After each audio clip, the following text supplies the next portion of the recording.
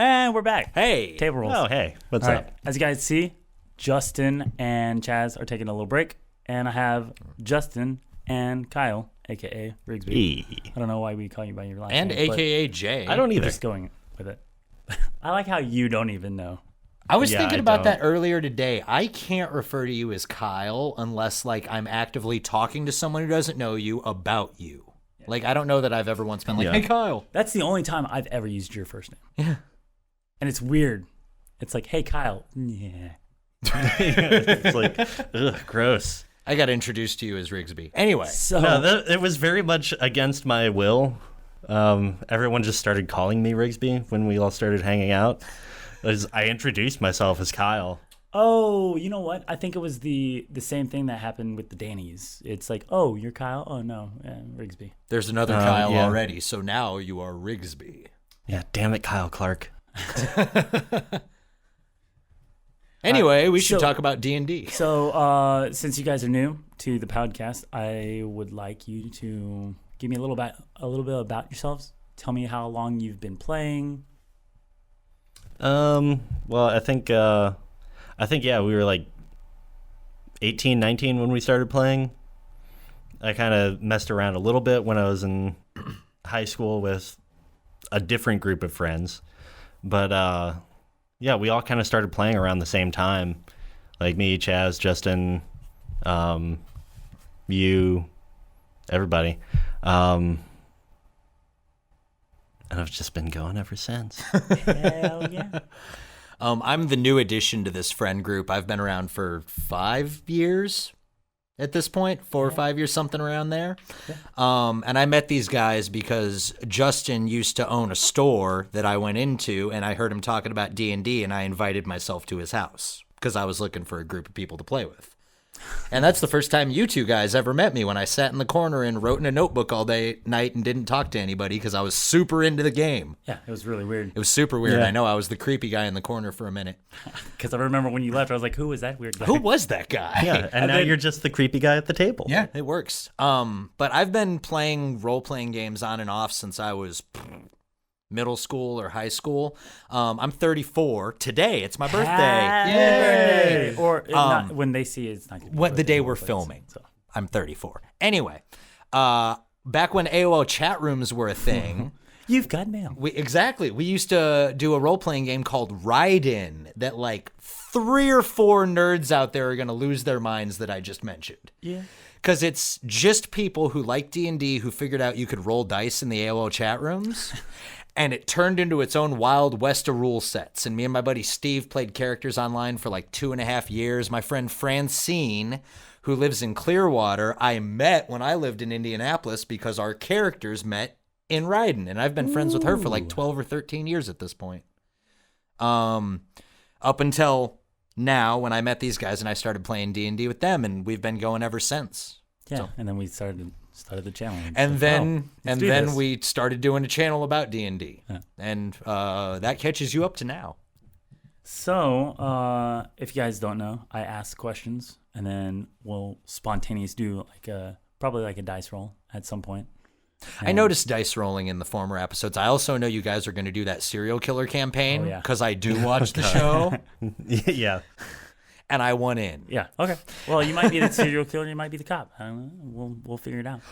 The dice can tell. We could do that like the dopest version of Werewolf ever. Yeah. Instead of doing Werewolf with like the rules that or Avalon or all those different versions of that yeah. game with the Resistance. rules that people get Yeah. resistance that people get sick Or of. werewolf. We could just do it as a campaign where at the start someone finds out they work for the big bad evil guy, and then we just play a campaign through the whole thing. We don't need your questions, Warren. I'm problem solving right here. Now As I you can wanna see, do that. he's just all over the place. Someone literally has to bring you back in every single time we film. Questions. What? No, you have questions. All right. So the first one is from Ducky. Well, we're going back a couple of emails because new people, new answers. And now Different, I want to go watch different Pretty views. in Pink. Yes. Yeah. Chad's gonna blow his mind's gonna blow. Oh, pretty big yes. All right. So Ducky, he asked 3.5 or 5e. I'm kind of on the fence about it because, like, I love 3.5. I really do. But there's something about 5th edition. I think it's because I know you guys had talked about, like, prestige classes. Was it the last episode? And 5e doesn't have prestige, technically. Well, they have that's the whole classes? thing is the classes are built so you don't have to take a prestige class. Yeah. And Like, basically it's all you get built another in. feat. Yeah, that's or, where you're another attribute. Yeah. Yeah, your it's like the fighting styles. Yeah. It's all built into the class now, so you don't have to bother with the what are my prereqs for this, and do I have to do the Or like since like it's what messing up all your feats when you're first level, and then getting to that point like, oh well, I just can't take this class. Yeah. I guess because you built your character wrong. Yeah. Yeah. And like it's the only thing I know currently because I'm playing one, but like the Eagle Totem Barbarian, I wouldn't have been able to build that thing in 3.5. Before anybody gets too invested in my opinion in this stuff, I have no knowledge about the rules of D&D most of the time. I mean, I've been playing for most of my life, but I like the role-playing aspect. So I can generally talk about the characters that I've played because they're the only ones I know very much about. That's a good point. I'm not- But still, I mean, you know at least how to manipulate your character. Yeah, absolutely, How yeah. to play the game. I will do the research to learn what I have to do for this character, but like I'm not a rules junkie and like then some by of the the time guys you are. go to your next character, it's like, Yeah. I'm not going to remember Reset. any barbarian shit once Karaf dies. Boop, boop. Yeah, gone. Gone. What am I playing now? yeah. All right. I like 5th edition more, though, since I didn't you technically didn't answer the technically question. Purely for that reason, because everybody complains about 5th edition being easy mode, but that gives me way quicker access to just jump in and start playing Pretend, which is what I like D&D for. Now, you've played? I played Pathfinder. You've played D20, right? D20 Modern. I ran the campaign where you guys That's killed right. everybody. Yeah. Where Justin was the Russian. Yeah, Justin. Oh, okay. That's going to be like half of its own episode if I start talking about stories Yeah, that we're this gonna- group has done. So let's move We're forward. gonna come back on that one. So, what's the best one shot to play? 2-play or that we've played? To play, and then we'll go to we play. That's a tough question because I don't think I've ever really played any. I've played. There's like one a long time ago that I bought, and we played like half of a session of it, and then like went to something else. So In my mind, it would just because I don't know any specific ones. Like I've only ever played one module in my life. Usually, it's stuff that just falls out of DM's mouths that I end up playing. Yeah. But I've noticed from groups that I've played with, and like half the podcasts that I listen to, there's always a holiday episode. Yep. When someone's out of town, someone's at their grandma's house, and only like 2 or 3 people can get together, we're gonna kill the Grinch. We have to save Rudolph. There's always something like that happens. I've been in 2 of them.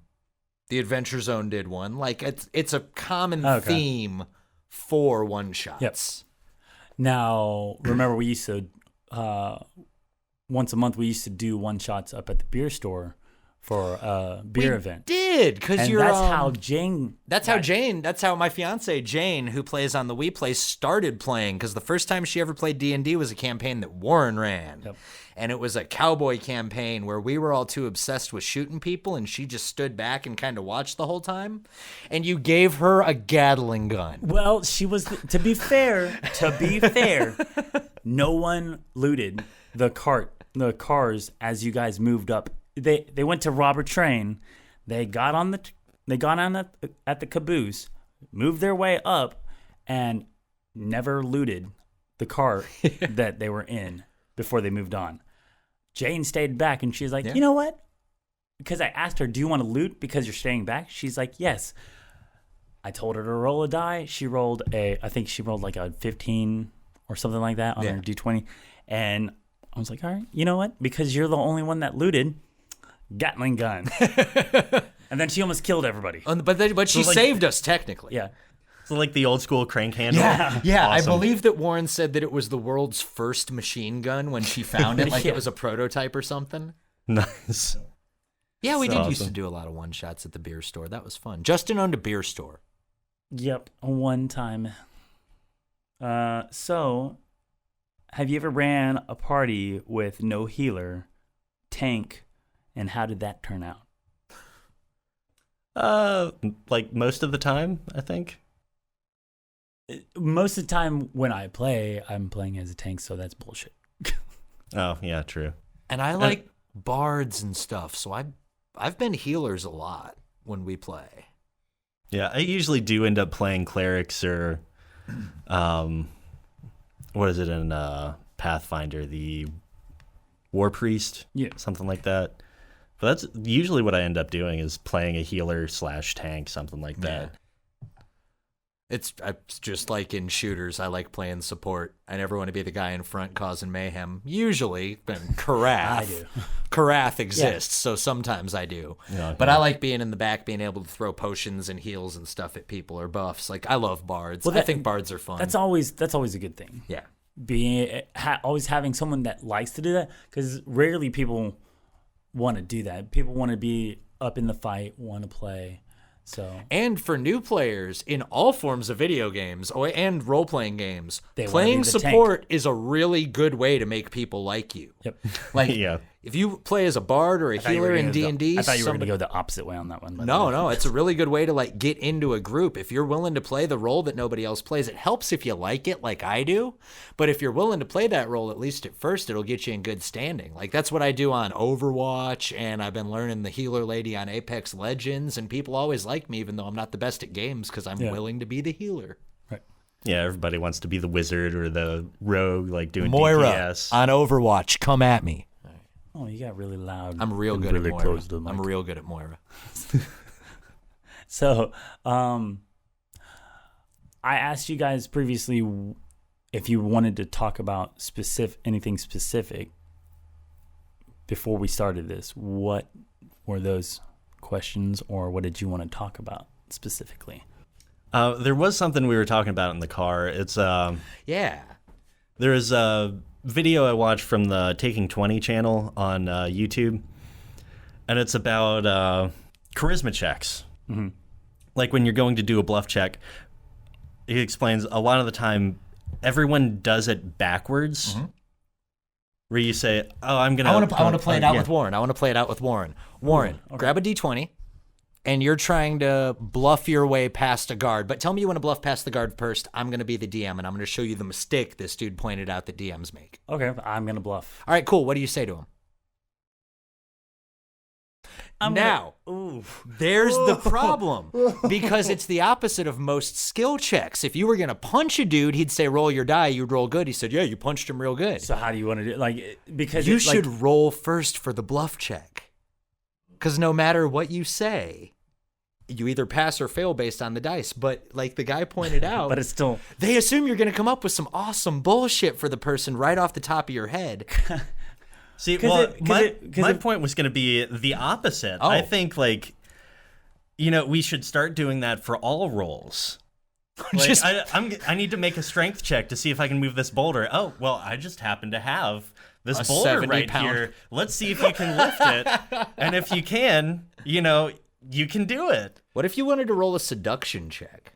Well, depends on who the DM is. What happens in the group stays in the group. It's just how it goes. Yeah. What you threw me, like, you really threw, I don't know why I'm still what I was saying was the point the guy off, like you like the that was trippy, because you're like, all right, what do you say to him? And he's like, well, I don't know what I'm gonna say because I haven't rolled the die. And that was the real point the guy in the video was making. Yeah, because like we were talking about, like, we have done that before. I'm so guilty of it. Yeah. Being I'm like, 100% how do you lie to him before they even roll the die? So roll bluff check. All right, cool. Boom. I got a nat 1. I guess I didn't fucking. Oh, cool. You said, oh, I did it. Wait, that was wrong or whatever. But in every other type of check, the DM tells you what happens. Yeah. Or the DM says, explain how you awesomely behead the dude or whatever. Yeah. But in bluff checks, it seems like they want you to lie first. And then even if you have a good lie, they're still going to make you roll for it. Or a shit-tastic lie. Because, or a horrible lie. Jesus. But they'll still make you roll for it. Because you're like, give me a bluff check. Or all right, go for a bluff check. What do you say to him before you roll? All right, go ahead and roll. In the We Play, when we were trying to get through that checkpoint, we've had the trapper's lie. Yeah. I don't remember. Did he make us roll for that? I don't remember. I think Ethan was so proud of the role playing that we did during that, because that was the Bavers thing, right? Yeah, the Bavers. Yeah, I think He that stuttered on that. I think he was so proud of that. I don't think he made us roll. If you go back and you watch that episode, It's the he funniest. doesn't mean to say beavers. He meant to say beavers, but And he stuttered a little I bit. latched onto it so damn hard. I had a ball died. with that part. One of the few, Rigsby doesn't laugh a lot. I don't know if you guys have been noticing that during the Wii play. I crack up all the time. Everyone else giggles. Kind of stoic. I was so proud of the fact that Rigsby couldn't breathe while I was making that joke. I was like, did you see how much I made Rigsby laugh? Yay. Most of the time, because I've known Rigsby so long, when he laughs, and it's like how we laugh. Yeah. It's not out loud. It's not out loud. He just like sits back and like his cheeks will turn a little red, and I'm like, yes, he thinks it's funny. Yeah, I just look like I'm dying. And then if it's like BJ laughing, Oh God. our friend Our BJ, friend BJ. his laugh is really high pitched and whiny, and I don't like. No. I'll show it to you. I'm not showing it to them because it'll break the mic. I don't and the think we're allowed to equipment, show a BJ on YouTube. Oh, yeah, but it's bad. It's it's one of those laughs that makes everybody else laugh 10 times worse. Oh yeah. I want to loop back for one D&D thing before this episode is over, though. Oh, okay. You forgot to ask us what our favorite one-shots were, and I was very excited about that question. You brought up that you ran the one-shot that Jane was in. My bad. It's all good. Go ahead. What is your Ethan, one-shot? our current almighty DM of the We Play session, is my favorite DM of all time. On podcasts, on television, anyone I've played with, I will say that because Ethan rules. I've heard you say that about me sometimes. But I know you made me super happy with your first DMing. So you guys actually talked about it on one of the episodes, and you were leaving things out, and I was yelling at my computer, but it's okay. We'll get to that. But the one shot that Ethan ran one night was when I was playing Bork. That's its own video. But Bork was an amazing monk that I played. And he was basically Snow White in a monk's body. Animals flocked to him. I dumped everything I could into animal handling for Bork. So, like, animals just loved him. We played a one-shot one night that Ethan ran that he said was a bad dream that everybody had. So it didn't matter what happened to us at the end of the campaign. We could die, we could get married, we could do whatever we wanted to, and we could be fine for the next session. At the end of that campaign, Bork died from getting impaled on a dolphin statue. Yep. Lover of all animals. Tried Animal to pull kills him. himself off of the dolphin statue. It was so much fun to roleplay. It was disgusting. The next session, when we're back in mainstream continuity, I said, hey, Ethan, do we remember those bad dreams? And from that moment forward, Bork loved all animals except for dolphins. I believe I punched a dolphin later in that Yes. campaign. Yeah, I did. Yeah. Love that campaign. Justin was like, "Why'd you punch him? Why'd you I punch had the a bad dream one time. Yeah. Rigsby, your favorite one shot? I think it was the Coliseum one that our friend Posey ran. Oh, I wasn't in any of Posey's campaigns. The Minotaur campaign. Yeah, it's the one From with the the pod, Minotaur. from earlier in the Oh, podcast. from that you guys were talking Yeah. about. Okay, I was like, I only met Posey a couple times. No, it's the he's talking about the campaign where Chaz was the Minotaur, and then someone was a wizard, and Jeff was a sorcerer. and you guys mind melded basically. Yeah, that was a good time. I was a shadow dancer for that one. It's like shadow dancer, assassin. Yeah, and everybody guys Like all got that. to like basically you all fed off of each other's feats. Oh yeah, Because Chaz moved around like a shadow. no, he just because he was a Minotaur, he knew exactly where everything was Oh yeah, that's right. in the labyrinth at all times. I always forget that about Minotaurs, that you can just throw them into a maze and they're like, got it. Yeah, Yeah. I It's like, always I've finished- forget that. Yeah, well, Posey forgot that, and yeah. and Chaz got away with. Oh, that's another question. Since we still have time, what is your favorite? Oh, I got away with this moment. You're just going to make me talk about Bork during this episode, aren't you? Probably. Okay, that's fantastic, because Bork was my favorite. Bork looked like Brock Lesnar. Yes. His name is Bork Hogan. That was before all the iffy stuff about the asshole Hulk Hogan came out. So we're going to go with you first while Rigsby. Yeah, no, because I'm already talking about this, so it's okay. So Bork looked exactly like Brock Lesnar, except he had the crest of his god on his chest instead of the big shitty Bowie knife tattoo like Brock Lesnar has. And he loved all animals, like I said. So Ethan's guiding us away from one city through a field, and he says, you see two things off in the distance exploding up in the air. And it's two dragons fighting up in the air. There was a sky drake and, everybody bitch about my pronunciation, a wervin. So there's a sky drake and a wervin up there. Don't care. Horrible. Don't care. Had this argument a million times. And they're fighting, and Ethan actually rolls out the battle. So, like, either one of them could have won. And the sky drake, boom, bursts a hole through the chest of the other dragon. They fly down to the ground. Sky drake lands, roars. Everyone else in the party is cowering in fear. Bork cheered like he was at a wrestling match. He was like, that was awesome. Ethan says to me, awesome, thank you. Roll for initiative. Halfway through the word initiative, I said, can I roll to tame it? Because a sky drake is only about as big as a lab. They're not big dragons. No. So Ethan glares at me, and he says, you better roll really well. And I go, 19? Plus, like, 12 at that point for how crazy all my animal handling feats were and everything like that. Ethan gets quiet, walks to a back room. We all start giggling and talking to each other. He comes back out, throws a piece of paper at me and says, he's yours. yeah, no, I actually said he throws a piece of paper at me. I said, what's that? He goes, it's your pet's new stats.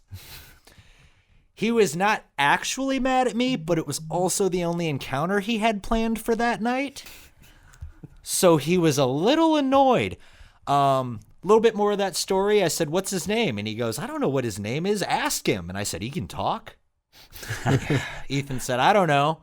Ask him. I said, what's your name? Ethan goes, Sir Windslicer. I went, he's a knight? He didn't let me get away with the knight thing. But I did have a pet skydrake for the rest of that campaign named Sir Windslicer. He was fantastic. I think mine, it would be that same campaign, the Labyrinth. Something's clicking over here. I'm sorry. I think that was me. I don't know. But the sorcerer that was in our party, our friend Jeff, flew everybody up on top of the labyrinth. So the enemies we were fighting, one of them was coming up the wall. For whatever reason, they could climb straight up sheer faces. I don't know. Part goat. Yes. So one of the nice things about a shadow dancer is you can hide literally anywhere. You get to hide in shadows and stuff. So I'm like, I'm just going to hide on top of this wall. Like, there's nothing up here to hide on, but it's dark. So this thing comes up the side of the wall. And I'm like, I'm gonna bull rush it, I think. So because I'm hidden, I get a surprise round. So it's a sneak attack. I bull rush it, knock it off the wall, and Posy's like, okay, what are you gonna do? I'm like, I'm gonna jump down after it. Like, what do you think? It's 100-foot drop. I'm like, yeah, why not? So I just jump off the side of the wall, careen down 100 feet, and land on top of it. And I'm like, can I make a tumble check? And Posy's like, yeah, sure. Like, okay, yeah, tumble check. All right, yeah, that's like a 24. He's like, yeah, that'll work. I'm like, okay, so I did the actual, like, damage of hitting it with both of my weapons. The damage from landing on it, it takes damage from sneak attack and from hitting the ground. Like 10d6, I think, is the falling damage for that. So I have just, like, this sheet that I'm just, like, writing down numbers on. Like, all the way down, then, like, a whole another section. He's like, I'll come back to you. Just, like, doing math. Like, grade school math to figure out all my damage on this. And he comes back and he's like, okay, so what did you do? I'm like, 119 damage. That's all? Yeah, that's it.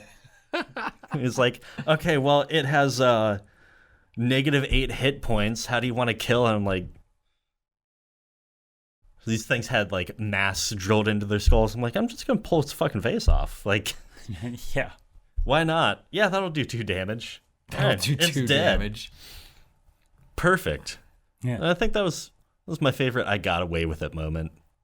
I mean, Somehow I took no damage in that encounter. That's ridiculous. Yeah. Like, even with a tumble check, I'd be like, you still bruised he was like, yeah, yourself. you landed on it and tumbled off, so I'm like, I'll take it. That's cool. Good lord, was the dude built like a sumo? Just boing, bounced right off of him? It was the medium one. 'Cause he had like a little a twink one, and then the medium one, and then big bear, and then the twunk one. Yeah. Yeah. Can we just go and go beep? Hey, that's up to you. No, I don't edit this. Oh yeah, you don't edit this. No. That'll be up to Chaz. Yeah. What word are we beeping? What, Nope. Twink and twunk? Yeah, twink is not a bad word. It's a descriptor. Okay. Yeah. I don't know these things. Me and Rigsby are technically otters if we were in the game. Yeah.